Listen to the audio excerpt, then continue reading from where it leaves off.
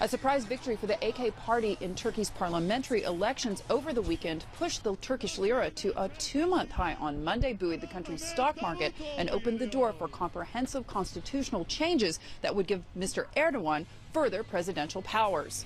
We will be surprised if they didn't bring those constitutional changes back on the table, having half of the nation backing them, basically. I mean, Turkish lira is already 5% firmer against US dollar. National equity index is up 5%, and the bond yields are down almost 100 basis points. So that's really a reflection of lower political risk premium going forward, and also believing that in the next 4 or 5 years we'll have no major elections. So that provides a clear window for politicians to do all those structural reforms that they have been talking about.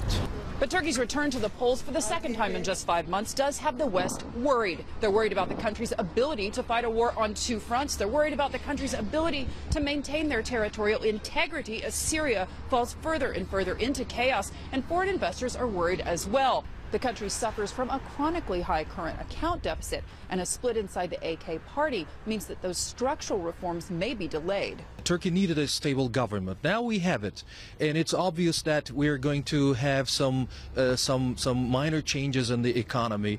Now, this isn't the first time that Turkey has faced economic, social, or political crisis, but considering the fact that these parties were unable to form a coalition over the last several months, and that coincided with the most deadly terror attack in Turkey's modern history, it's unsurprising that these voters over the weekend decided to return Mr. Erdogan's AK party with over half a majority.